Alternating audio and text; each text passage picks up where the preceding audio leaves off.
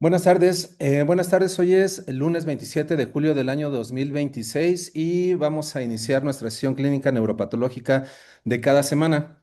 El día de hoy la doctora Lisset Díaz Yáñez, residente de cuarto año de neurocirugía del Hospital Regional de Alta Especialidad Bicentenario de la Independencia ISSSTE, nos va a platicar los datos clínicos del caso.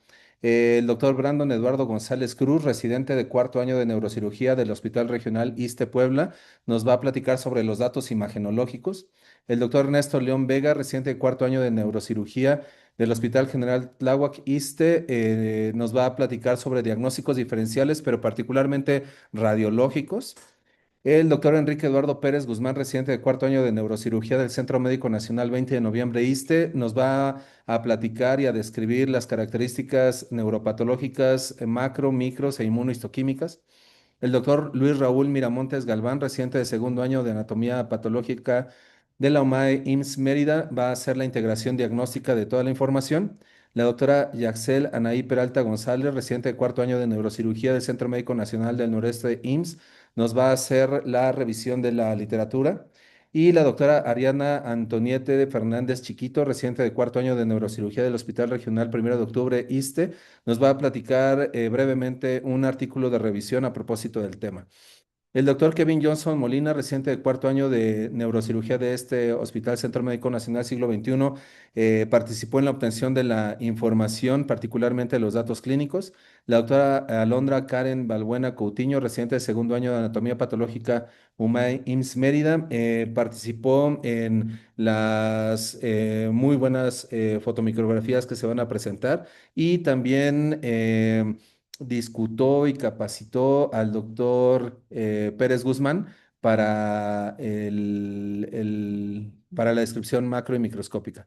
La doctora Aura Valentina Rangel Velázquez, médica pasante en servicio social de este Centro Médico Nacional Siglo XXI, participó en toda la logística de esta presentación y en esta ocasión fue una ocasión muy especial porque los alumnos de pregrado del grupo 3678 de la Facultad de Medicina de la UNAM de este Centro Médico Nacional Siglo XXI participaron en la discusión y de hecho dentro de esa discusión también aportaron ideas, aportaron diagnósticos diferenciales que se vieron reflejados en esta presentación y ahorita estamos teniendo un cambio de horario sobre texto de las clases de los alumnos de pregrado porque fusionamos el bloque de neuropato con los alumnos de pregrado y posgrado para que podamos aprovechar al máximo esta presentación.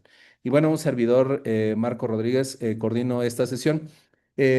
Aprovecho la ocasión para agradecer a el doctor Brandon Eduardo González Cruz, a el doctor Enrique Eduardo Pérez Guzmán y especialmente a la doctora Yaxela Anaí Peralta González, quienes terminan su rotación con nosotros y esta es la última presentación con las que van con la que van a participar aquí. Y bueno, les agradezco mucho pues su trabajo, su entrega en este tiempo que rotaron. Muchas gracias. Empezamos con los datos clínicos.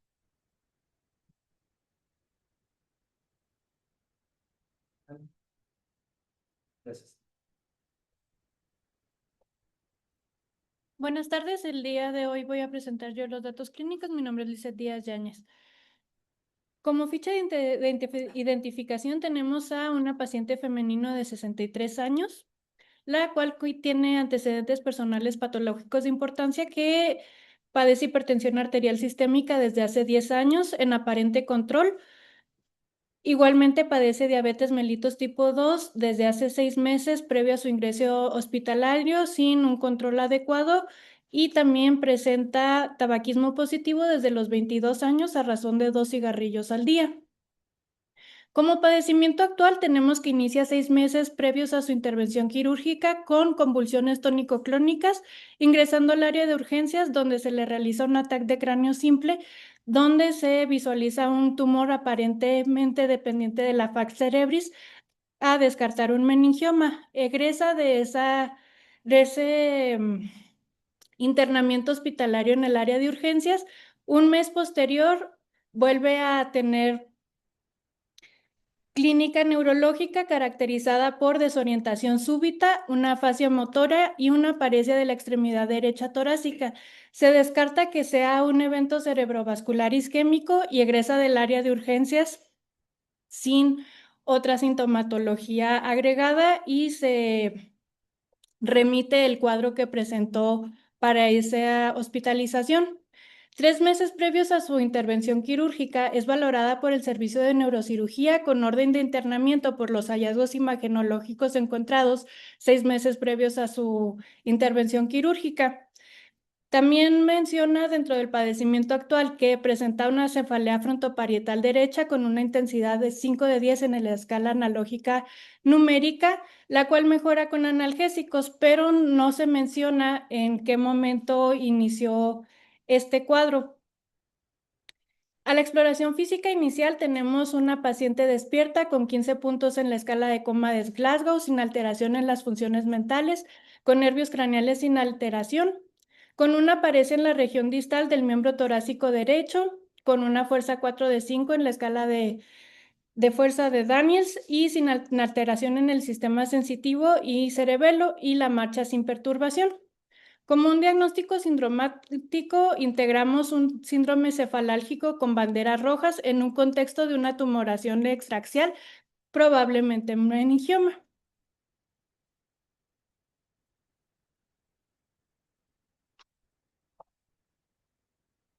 Hola, ¿qué tal? Mi nombre es Brandon González. Yo les voy a hablar acerca de los datos imagenológicos.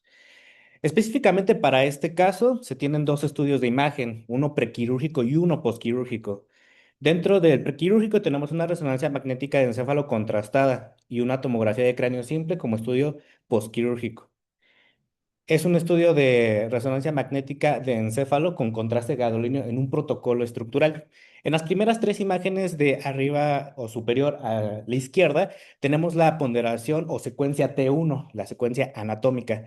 En esta secuencia podemos ver una imagen isointensa con respecto al resto del parénquima, el cual se encuentra en relación con el seno sagital superior. Es muy importante recalcar su relación con el mismo, ya que prácticamente lo invade dentro de sus dos tercios anteriores, el tercio anterior y el tercio medio. En las imágenes de abajo a la izquierda tenemos la ponderación T1 con contraste gadolíneo. Aquí igual podemos ver la invasión hacia el seno, pero lo más importante es que tiene un realce heterogéneo al medio de contraste. Asimismo, podemos ver que esta lesión se va hacia el hemisferio cerebral del lado izquierdo. En las ponderaciones T2 podemos ver que es hipointenso y en la T2 FLAIR que es hiperintenso con respecto al parénquima cerebral. Tenemos nuestras secuencias de difusión, nuestro DWI y nuestro mapa de ADC que restringen a la difusión. El servicio de radiología concluyó que es una lesión extraxial supratentorial de implantación dural de etiología a determinar.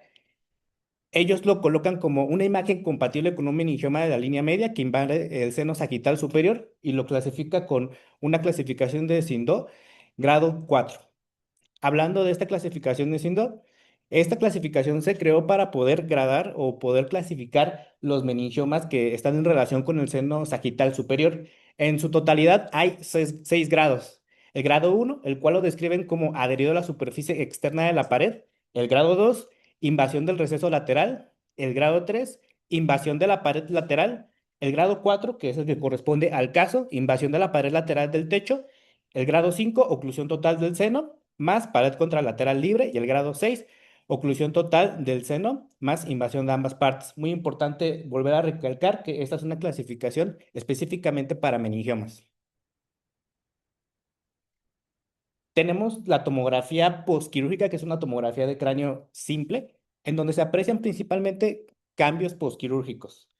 En la secuencia de imágenes de la parte superior tenemos tanto en su adquisición axial como su reconstrucción sagital y coronal, donde se aprecia primariamente lo que viene siendo el neumoencéfalo.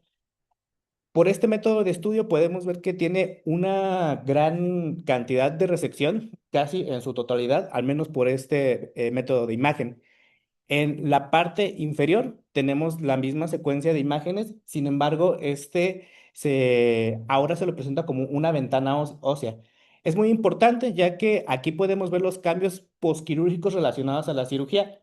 En la imagen de abajo a la izquierda podemos ver los dos sitios de trepanación que sirvieron como puerta de entrada para poder realizar la craneotomía para la resección de la lesión.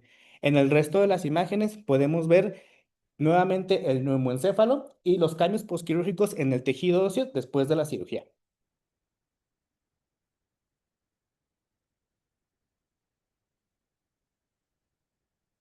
Buenas tardes, yo soy Ernesto León, residente de neurocirugía del ISET Tláhuac. Voy a hablar acerca de los diagnósticos diferenciales radiológicos. Como hasta aquí nos explica el doctor González, pues existen diversas lesiones que podemos poner en la mesa que pudiesen contrastar o pudiesen significar algún tipo de diagnóstico diferencial. Vamos a hablar acerca del meningioma, en el cual radiológicamente nos habla de una lesión que puede presentar calcificaciones frecuentes, hiperostosis ósea adyacente y una lesión que resuena a 1,47 partículas por millón, es decir, tiene un pico de alanina en la resonancia magnética muy marcado, que es característico de los meningiomas. También presenta una restricción a la difusión. Esto quiere decir la restricción, que hay una celularidad aumentada, por consiguiente, el agua no se distribuye adecuadamente entre el tejido que estamos observando. Como vemos en la imagen, también son lesiones que típicamente realzan la mayor parte homogéneamente al contraste. Otra lesión que no debemos de dejar de lado es el tumor fibroso solitario. Este presenta una característica clave, el cual presenta en la ponderación de T2 áreas heterogéneas que se pueden presentar como hipo o hiper eh, eh, intensas que van a tener una característica muy particular y nos van a ayudar a dar un signo que es muy característico. Como vemos en la imagen superior derecha, el signo del yin y el yang. Asimismo, esto va a estar representado por la gran vascularidad y el RCBV. Esto significa un flujo sanguíneo elevado en esta lesión. ¿De acuerdo? Esto, por ende, va a estar asociado a los vacíos de flujo por la alta vascularidad que va a presentar el tumor fibroso solitario. Otra enfermedad que debemos de considerar son las metástasis. ¿Por qué? Las metástasis llegan a tener un patrón que van a mostrar un realce intenso de la lesión, un edema vasogénico que puede ser marcado, pero tenemos que tener algo importante, no de olvidar el contexto clínico. Un paciente que tenga antecedente de un cáncer, ya sea de mama, pulmón o melanoma, pero algo muy importante que es muy característico, los tumores o el cáncer de próstata. Típicamente estos tienden a generar metástasis a nivel dural. Eh, es importante también mencionar que representan o muestran un comportamiento oso agresivo, es decir, una erosión o una destrucción ósea muy evidente en comparación a otras lesiones que pudiesen estar presentando en la región de la dura. Clave muy importante, diferenciar y aclarar que haya un antecedente de una enfermedad oncológica y muchas veces se asocian a lesiones múltiples. En particular, los linfomas también son una muy importante diagnóstico diferencial en el cual, tomográficamente hablando, encontramos una lesión hiperdensa por la alta celularidad. Hablando de la resonancia magnética, aquí hablamos de intensidades. Encontramos lesiones iso o hipointensas, ocasionalmente heterogéneas, las cuales, al igual que el meningioma, llegan a restringir a la difusión. Importante, el gadolíneo muestra un realce homogéneo intenso y pudiesen llegar a generar una base dural amplia, ¿de acuerdo? También estas lesiones generan edema vasogénico que puede ser a menudo prominente y una erosión ósea posible que nos va a también mostrar una ausencia de calcificaciones típicamente. Otra enfermedad la cual podemos hablar es la enfermedad por IgG4. Aquí las lesiones van a presentarse también en T1 iso o hipointensas, en T2 van a representar un aspecto hipointenso. Aquí refiere la bibliografía que la restricción puede llegar a ser presente, pero no es algo característico o algo que lo defina. Más que nada es las características en el T1 y que la administración del gadolinio van a presentar un realce homogéneo. El edema también es variable, pero se tiene que realizar, es uno de los últimos diagnósticos diferenciales que podemos llegar a tener, pero es en la literatura descrito en algunas series de casos.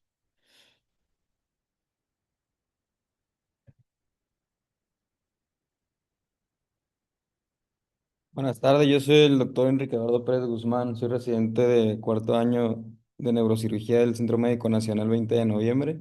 Voy a hablarles acerca del aspecto macroscópico de esta lesión. Se recibieron 6 fragmentos de tejido de múltiples tamaños. Estos son de formas irregulares, su aspecto, su apariencia externa es anfractuosa y con un color café oscuro en su mayoría, con excepción del fragmento más representativo, que es el que está del lado derecho, el mayor, el cual podemos observar sus dos caras. En su cara externa observamos cómo se encuentra ocupada por una lesión neoplásica, la cual cuenta con dos coloraciones, una blanco-amarillenta en la porción superior y una café en la porción inferior. Esta es de consistencia firme y en algunas áreas, como las áreas inferiores, era un poco friable.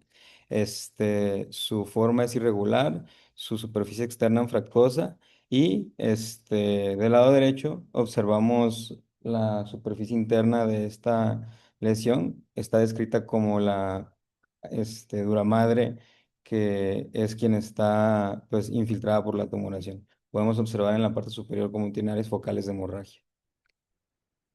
Este, Esta es la lesión la imagen más representativa de la patología en cuestión. Podemos observar cómo esto va a ser una neoplasia maligna de estirpe linfoide y que va a tener un patrón folicular. Este patrón folicular se caracteriza básicamente por estas estructuras que son los folículos, que van a estar conformadas por una zona más periférica que es hipercromática, basófila.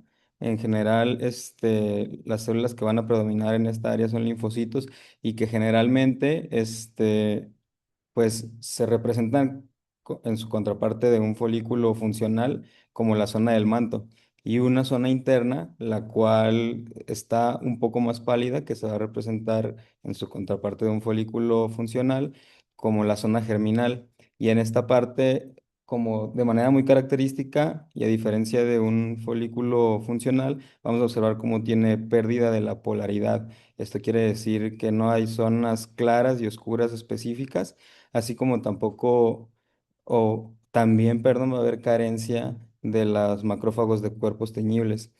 Otra característica es que va a haber tejido fibroconectivo que va a estar separando cada uno de estas estructuras foliculares y pues en este caso observamos áreas focales de hemorragia como en la parte superior izquierda y en la parte superior central.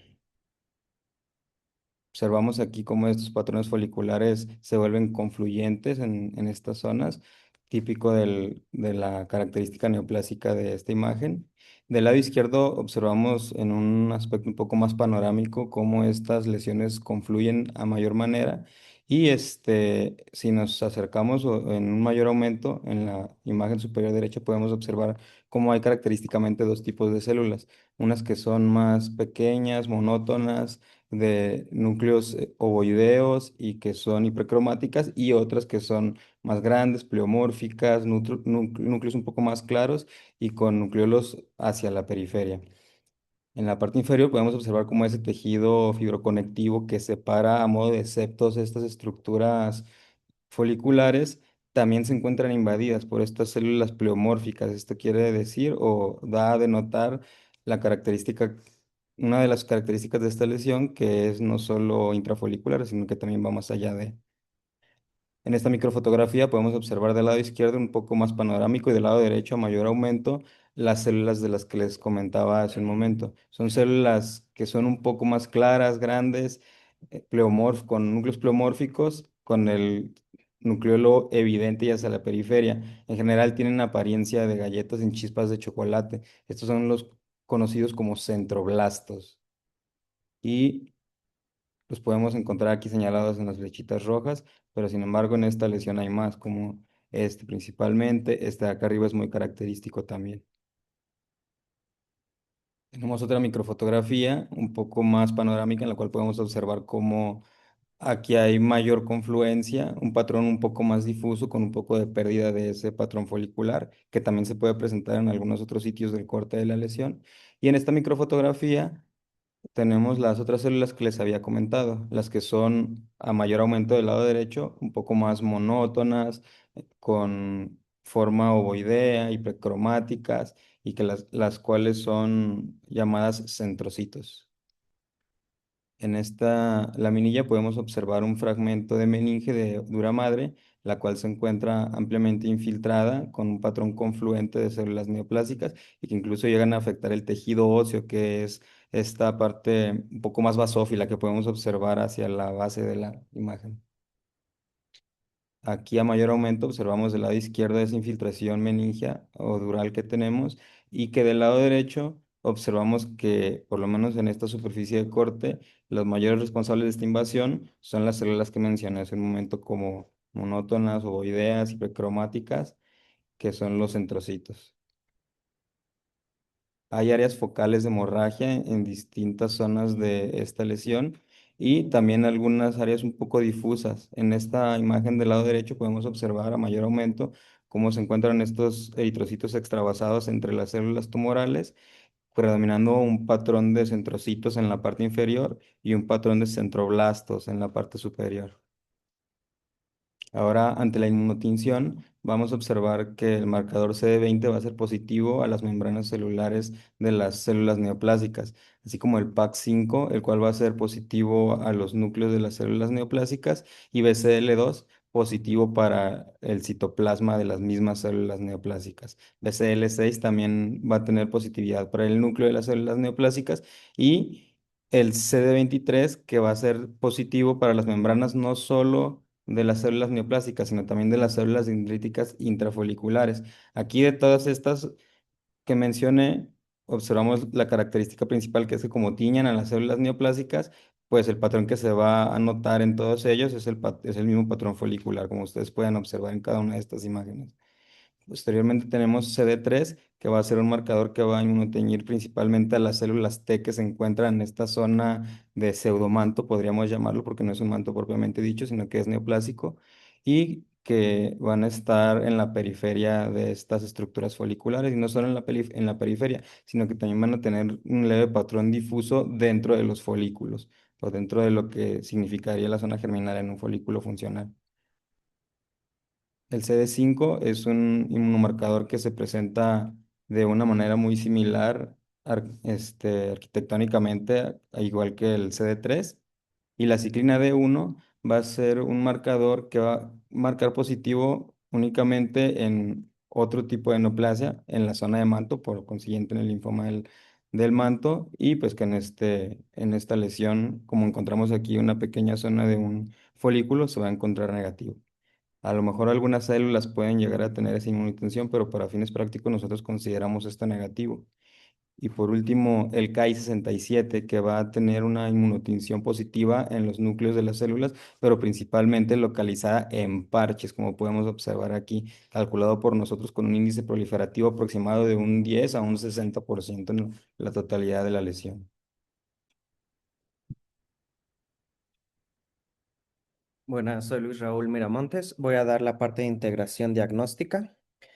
Presentamos una paciente mujer de 63 años, la cual presenta cefalea de 6 meses de evolución, convulsiones tónico-clónicas generalizadas, 6 meses antes de su cirugía. También presenta desorientación súbita, afasia motora y paresia en extremidad derecha torácica, 5 meses antes de su cirugía.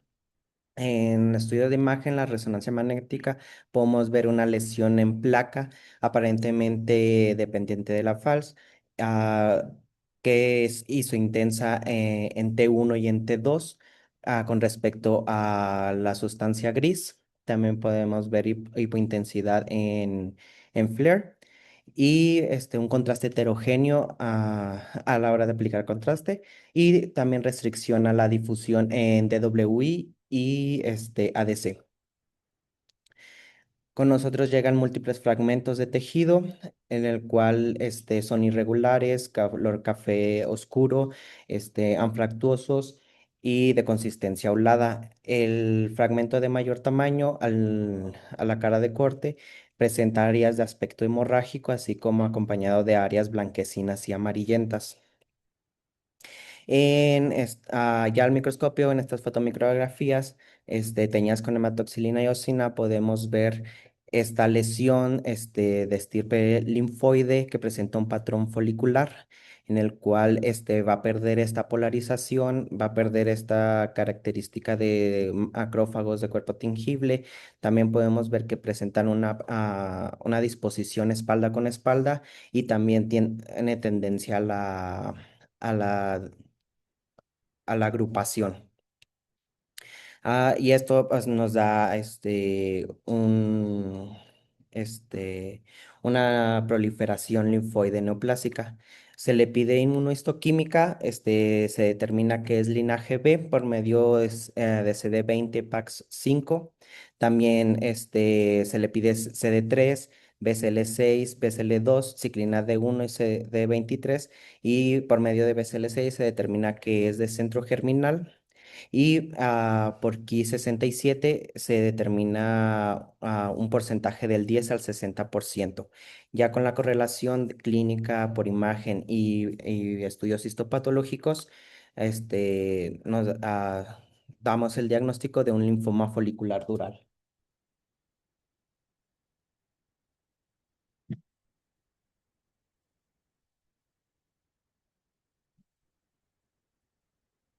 Buenas tardes, vamos a iniciar con la revisión de la literatura.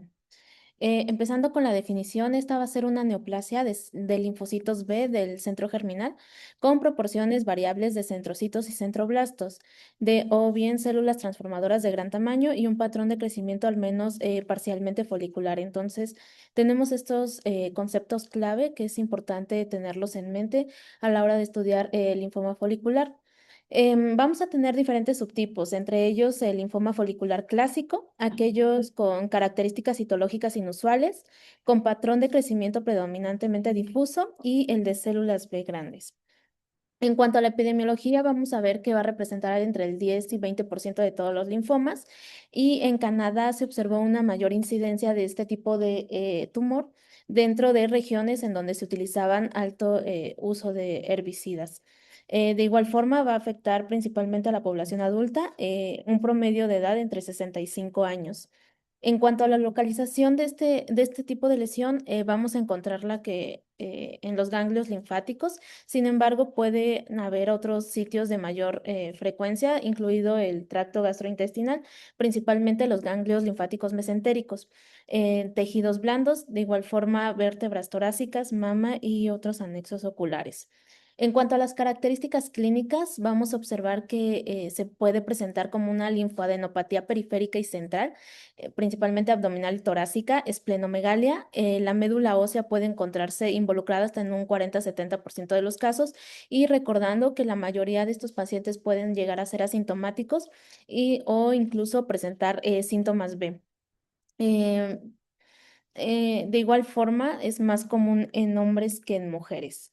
En cuanto a la etiología, vamos a observar que la principal asociación que se ha observado es el uso de los herbicidas, principalmente estos dos mencionados en la diapositiva, el tabaquismo, la infección por virus de hepatitis C, el síndrome de Sjögren, incluso en pacientes más jóvenes se menciona como factores de riesgo obesidad, que hayan tenido un familiar de primer grado con linfoma folicular e incluso el linfoma no Hodgkin.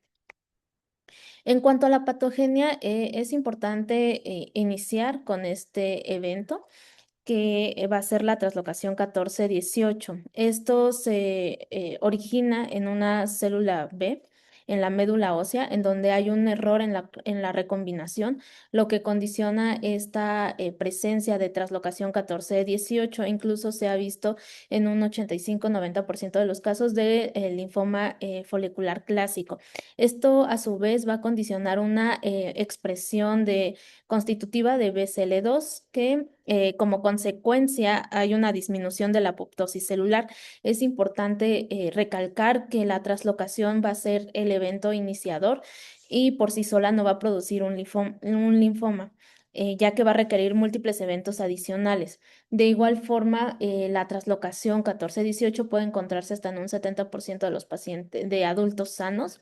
Sin embargo, esta traslocación puede aumentar conforme aumenta la edad y se observa con mayor frecuencia en pacientes con exposición a pesticidas. Se puede ser detectado en sangre periférica, médula ósea, vaso y ganglios linfáticos. Vamos a ver que en cuanto a la acumulación de los centros germinales, se encuentran centrocitos con baja proliferación y es importante recalcar esta parte del reingreso repetido al centro germinal. También, de igual forma, la hipermutación somática es importante, así como la inestabilidad genómica. En cuanto a la evolución clonal, vamos a observar que una vez que tengamos la traslocación 14-18, posteriormente se puede observar esta neoplasia folicular de células B in situ. Puede posteriormente la afectación folicular parcial hasta tener ya el linfoma folicular establecido. Esto a su vez evoluciona subclonal ramificada y finalmente ya sea que vaya por el camino de una recaída o bien de una transformación histológica. De igual forma, tenemos alteraciones cromosómicas. Estas pueden ser tanto ganancias como pérdidas. Las más frecuentes van a ser las ganancias, principalmente en los cromosomas 18 o el cromosoma X. Y continuando con las siguientes variantes biológicas, vamos a tener estas dos principales. El linfoma folicular con reordenamiento de BCL6, que este puede encontrarse de igual forma con reordenamiento de BCL2 hasta en un 15 o un 20% de los casos y sin el reordenamiento en un 35% de los casos. Algo importante que nos representa en la literatura es que este tipo va a ser el de mayor similitud biológica con el linfoma difuso de células B. De igual forma, vamos a tener el linfoma folicular sin reordenamiento de BCL2 y BCL6, que puede encontrarse hasta en un 10-15% de los casos de los linfomas clásicos. Sin embargo, vamos a observar que también va a tener otras mutaciones, principalmente en más del 50% de los casos, el STAT6 y KMT2D en menos del 50% de los casos. Es importante también mencionar en cuanto a el microambiente tumoral, en donde vamos a tener un mayor aumento de las interleucinas 4 y 10, que van a estimular la supervivencia de las células. Hablando de los linfocitos T foliculares, de igual forma las células presentadoras de antígenos, y a su vez estas células clonales van a poder escapar de la tolerancia a través de los linfocitos T reguladores. Y finalmente, como resumen, tenemos el evento iniciador, que es la traslocación 14-18, posteriormente una sobreexpresión del BCL2 que condiciona la supervivencia celular. Esto, a su vez, condiciona el reingreso al centro germinal y vamos a tener otras alteraciones, tanto tempranas, que van a dar la remodelación epigenética, principalmente en estas moléculas, y posteriormente otras alteraciones adicionales que condicionan una señalización aberrante, sin olvidar la parte del microambiente en donde esta cantidad de interleucinas condicionan que haya una pérdida de tolerancia de las células clonales y finalmente llegan al estado de transformación. Esto con una disminución del control del ciclo celular que nos va a dar finalmente un linfoma de células B difuso. En cuanto al aspecto macroscópico, en la superficie de corte vamos a observar en los ganglios linfáticos un patrón vagamente nodular, como vemos en la imagen de la derecha, nos representa esta superficie de corte de un linfoma folicular en donde se observa este patrón nodular. En cuanto a la histopatología, el linfoma folicular clásico va a asemejar, como ya bien nos comentaban, el centro germinal. Vamos a observar los centrocitos y centroblastos principalmente dentro de los folículos y los centrocitos van a ser ligeramente más grandes que los linfocitos y los centroblastos van a ser 3 veces más grandes que el linfocito. En cuanto a los patrones morfológicos del linfoma folicular, vamos a observar que en cuanto a la arquitectura ganglionar se va a perder. algo importante es que vamos a tener un patrón folicular, ya sea de forma focal identificable. Y algo importante es que estos folículos van a estar apiñados, dispuestos con espalda, y podemos encontrar zonas de esclerosis. En cuanto a los folículos neoplásicos, realmente el tamaño y la forma va a ser totalmente variable. Y algo importante que ya también nos mencionaban es que carecen de polaridad del centro germinal, es decir, no hay una zona oscura o una zona clara, y tampoco se va a observar este patrón estrellado ni los macrófagos. De igual forma, vamos a tener que en las áreas interfoliculares vamos a observar células más pequeñas con núcleos menos irregulares, y vamos a observar otros tipos de variantes morfológicas, entre ellos la diferenciación de la zona marginal, en donde vamos a observar áreas pálidas similares a esta zona germinal, diferenciación plasmocítica. De igual forma, las células en anillo de sello, esto es raro de encontrar, la esclerosis y alinosis, depósitos amorfos, y de igual forma nos refiere la bibliografía que la necrosis. Sin embargo, esta es rara. En cuanto a las siguientes imágenes, en esta vamos a observar esta microfotografía en donde se observan los precipitados eosinófilos foliculares. En esta fotografía observamos un borramiento de arquitectura del ganglio. De igual forma, las zonas del manto y los macrófagos ya no van a ser visibles. Aquí tenemos un patrón, un linfoma folicular en patrón floral, en donde vamos a observar folículos neoplásicos que están parcialmente colonizados por esta zona del manto. Como ya les mencionaba, los diferentes subtipos, tenemos este subtipo de citología inusual, en donde vamos a observar que las células van a ser de tamaño mediano con cromatina inmadura. De igual forma, vamos a ver células grandes con núcleos hendidos e irregulares. Y algo importante que nos hace mención es que hay mayor proliferación del Ki-67. De igual forma, tenemos dentro de los otros subtipos el de crecimiento predominantemente difuso, en donde realmente vamos a ver una nodularidad totalmente vaga, un poco un patrón más difuso, como el nombre lo menciona, y las células dendríticas foliculares CD21 van a estar ausentes. De igual forma, la translocación 14-18 pues no se va a encontrar. En cuanto al inmunofenotipo, vamos a observar que se van a expresar antígenos de células B, los cuales son CD19, CD20, CD22, CD79 y PAX5. Se puede presentar también el CD10 y BCL6, de igual forma el BCL2, y las células Ki67 también van a estar positivas, principalmente en la zona periférica. Aquí tenemos un ejemplo de la inmunohistoquímica, cómo va a ser positiva en estos folículos CD10 y BCL6. Y en cuanto al CD10, se encuentra también positivo. Aquí nos hace referencia las imágenes a la invasión interfolicular. En cuanto al diagnóstico molecular, vamos a observar que los genes de cadena pesada y de cadena ligera de las inmunoglobulinas se van a reordenar monoclonalmente en el linfoma folicular, y que esto puede distinguirlo de una hiperplasia folicular reactiva. En cuanto a los criterios diagnósticos, vamos a observar tanto criterios esenciales como deseables. Entre ellos, estos esenciales son linfomas de células B compuesto por proporciones variables, y importante, los marcadores CD10, BCL6, MEF2B y los demás. Y el deseable, pues prácticamente es el patrón de crecimiento folicular, al menos parcialmente, y el BCL2 o BCL6. En cuanto al pronóstico, pues realmente es una enfermedad indolente donde la supervivencia va por más de 17 años en tratamiento. Está estrechamente relacionado con el pronóstico del linfoma folicular, está relacionado con la extensión de la enfermedad al momento del diagnóstico, y vamos a ver que la aparición de ciertas mutaciones pueden tener un impacto en el pronóstico, sobre todo ZH2, sobre todo un pronóstico favorable.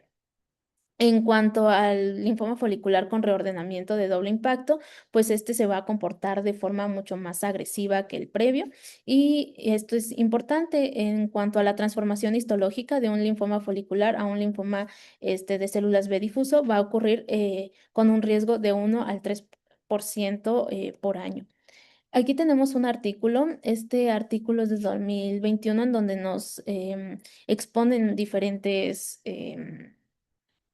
casos de linfoma folicular dural, tomaron en cuenta 15 casos, entre ellos el que se reporta en el mismo artículo, se vuelven 16, y vamos a observar en la tabla en donde tenemos, nos hablan de una afectación sistémica. Los que se encuentran en color amarillo son aquellos que no van a tener afectación sistémica, por lo tanto se supone que deberían de ser de origen primario a nivel del sistema nervioso central.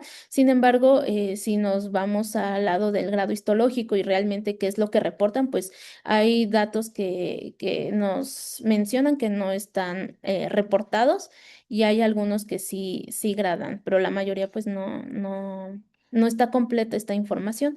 Y de estos 16 casos en total, solo uno es aquel que sí nos reporta que encontraron un linfoma folicular de bajo grado y que no tiene ninguna afectación sistémica. Por lo tanto, estamos hablando de muy probablemente un linfoma dural primario.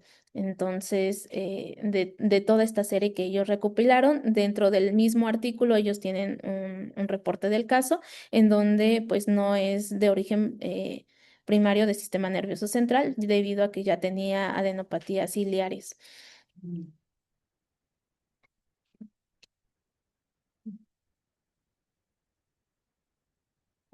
Hola, buenas tardes, soy la doctora Fernández y yo les voy a dar un artículo de revisión.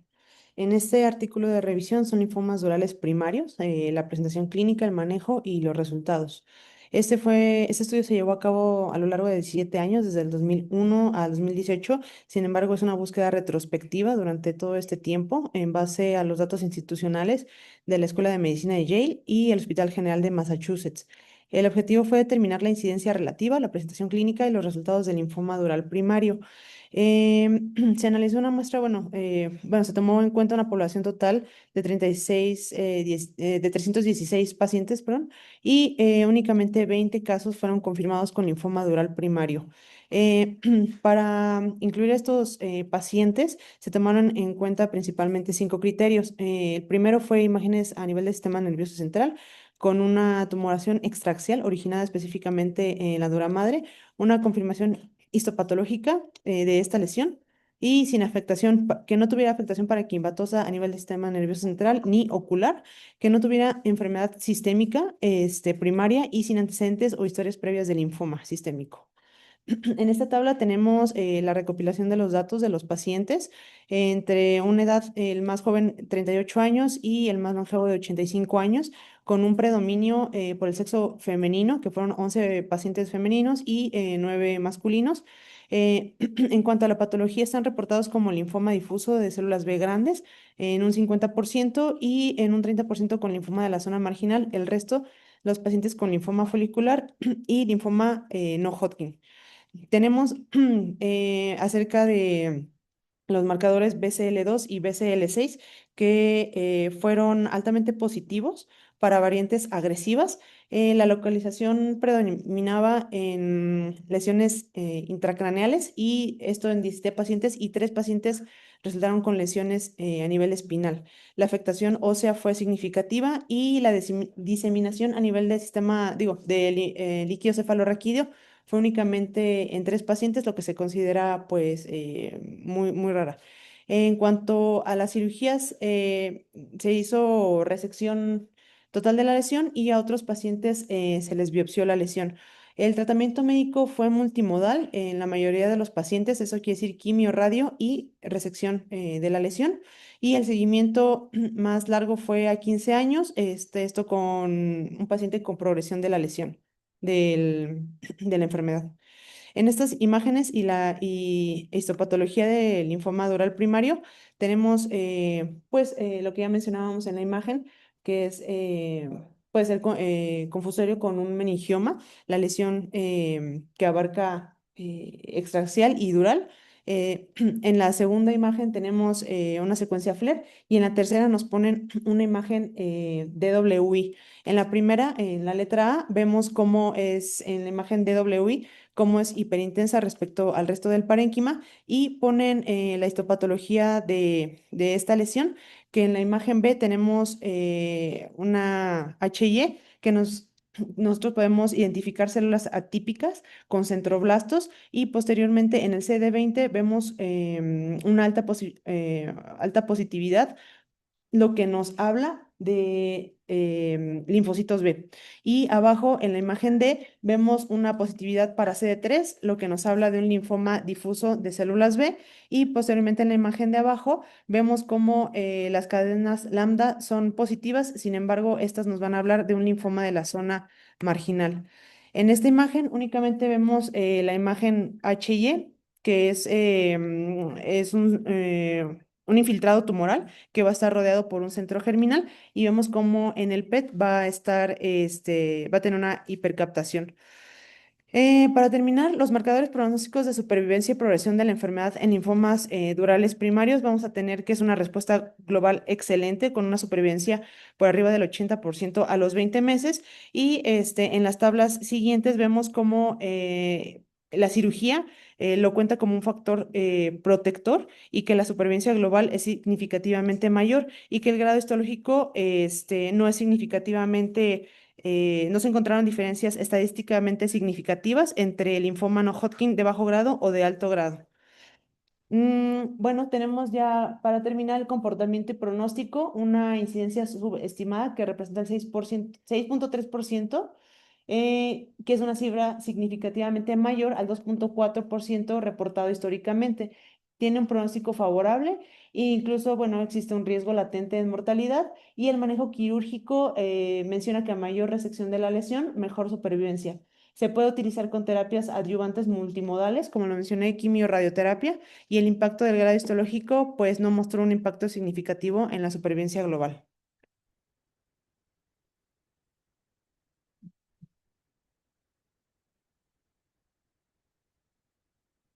Muy bien, muchas gracias a todos. Y bueno, pues resumiendo, les presentamos este caso inusual. La doctora Angélica Muleiro decía en el chat que es muy raro. Y bueno, yo respondía, es ultra, mega, hiper raro. Muy rarísimo esta neoplasia primaria. Yo cerraría con algunos puntos nada más.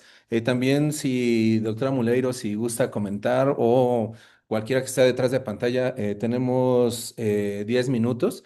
Em, y bueno, yo quisiera comentarles, y aprovechando que están los compañeros de pregrado, recordar los diagnósticos diferenciales. Como ven, es una lesión extraxial y es en placa. El doctor León nos hizo favor de comentar distintos diagnósticos diferenciales. Sin duda, el primer diagnóstico a pensar es meningioma, sin duda, sin duda. Pensando epidemiológicamente, eso sería el primer diagnóstico. Sin embargo, hay algunos otros. Esto es una rareza. Ustedes mismos, compañeros de pregrado, en la revisión citaron como diagnóstico diferencial la enfermedad por IgG4 y bueno, esa es una aportación de ustedes en esta sesión, que como vieron en lo que presentó el doctor León, sin duda también parece un meningioma la enfermedad por IgG4. Y bueno, tips diagnósticos es que el linfoma en general no tiene, perdón, tiene restricción a la difusión como se ve en el mapa de ADC y en el DWI. Entonces, esa es una característica distintiva del linfoma en términos generales. Me quedé reflexionando con la clasificación de Sindó que nos compartió el doctor González, que se había clasificado como clase 4 o grado 4, ¿verdad, González? Porque según infiltraba solamente parte de la pared y un poco de la luz, así lo entendí. Pero, por ejemplo, aquí en este coronal, en este corte coronal se ve cómo lo atraviesa, ¿no? Salvo su mejor opinión. O sea, da la impresión que lo infiltra y además se extiende hacia el otro lado. Entonces da la impresión que sería una clase más alta. Claro, como el doctor González ya nos comentó, esa clasificación es exclusivamente para meningiomas, pero bueno, tomando en cuenta el comportamiento de esta lesión. Em, Esta fotomicro que realizó la doctora Balbuena, en esta muy buena foto en donde se ve el patrón folicular. Cuando vimos el caso y pusimos la laminilla, lo que saltó a la vista fue justamente el patrón folicular. Es muy particular cómo tiene una especie de región del manto que correlaciona muy bien con la inmunomarcación para linfocitos T, tanto CD3 como el CD, tanto el CD3 como el CD5, y que pues los interpretamos como respuesta inmunitaria al tumor. Otro punto a recalcar en este apartado es que la rareza que ya comentamos, macroscópicamente el tejido lo recibimos multifragmentado. Esta superficie de corte fue la que rescatamos en donde pudimos identificar justamente este componente membranal, perdón, este componente dural. La inmunohistoquímica, bueno, corroboró el diagnóstico de nuestra impresión en cuanto al diagnóstico del linfoma folicular. Em, una discusión que tuvimos a lo largo de la semana era con respecto a la gradación. En mi consideración, se trata de un linfoma folicular grado 1, pero la doctora Balbuena identificó un porcentaje importante de centroblastos que pues también cuantificó y pues proponía elevación de la gradación. Revisando lo escrito en la OMS en el apartado de tumores hematolinfoides, especialmente el linfoma folicular, citan justamente lo controversial que es la gradación en este tipo de linfomas.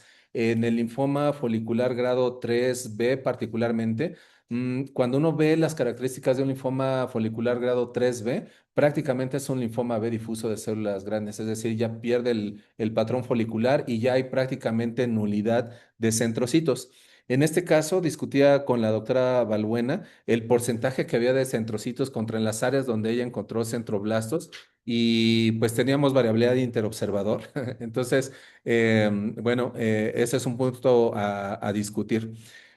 Cuando tengo la impresión en cuanto a la mayor cantidad de áreas con población de centrocitos, que en términos generales será de un curso indolente, ese es como mi pronóstico.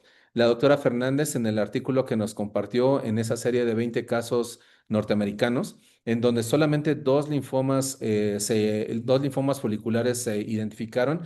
Dentro de las variables pronósticas era el grado, ¿no? Y bueno, los linfomas B difusos en general son de alto grado y el linfoma folicular, pues como nos mencionó la doctora Peralta, son de curso indolente.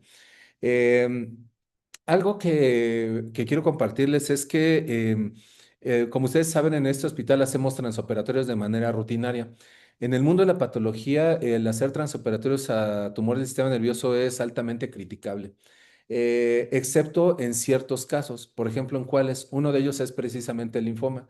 Por ejemplo, si se hace un estudio transoperatorio y se diagnostica como linfoma, el neurocirujano, la neurocirujana tiene oportunidad de tomar algo de más de tejido para fines inmunohistoquímicos y moleculares y suspender el procedimiento. O sea, porque no está indicado la resección total.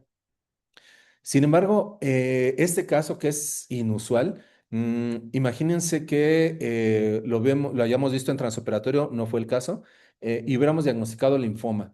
Y neuros, ¿ustedes qué hubieran hecho? O sea, hubieran dicho, ah, bueno, linfoma, entonces termino el procedimiento y dejo todo el tumor, o resecan todo el tumor. Eso es una pregunta para que no puedan dormir el día de hoy. Pero mi pensamiento es que, pues, si pueden quitar carga tumoral, pues quitarla. Como de hecho fue el caso en esta circunstancia y como también lo muestra la serie que mostró la doctora Fernández, en donde pues se optó por la resección máxima y pues el pronóstico fue mejor. Entonces, es por eso que, como todo en la vida, todo es relativo, ¿no? Y bueno, pues muy bien, con esto terminamos. Tenemos 5 minutos adicionales. Compañeros neuros, ¿quieren ustedes hacer algún comentario adicional? Pues de lo que comentaba, Ok, León, ¿gustas acercarte aquí a la pantalla para que te escuchen? sí, de la pregunta que hizo respecto a si quirúrgicamente, ¿qué haríamos? Pues yo creo que en ese momento, digo, salvo la mejor opinión de mis demás compañeros, estás viendo una lección que es extraxial, que tiene un plano, que a lo mejor es de un abordaje, de eh, apertura que no es compleja. Y como comenta, si puedes tratar de quitar la máxima carga del tumor de la lesión, a pesar de que sea una lesión que clásicamente no rutinariamente se realiza su resección completa, si tienes la oportunidad de hacerlo siempre y cuando todo sea bajo o sea, lo máximo seguro, pues yo creo que, en mi opinión como particular, pues yo sí trataría de sacarle lo más que se pueda, no sé qué opinión tengan. Muchas gracias, León.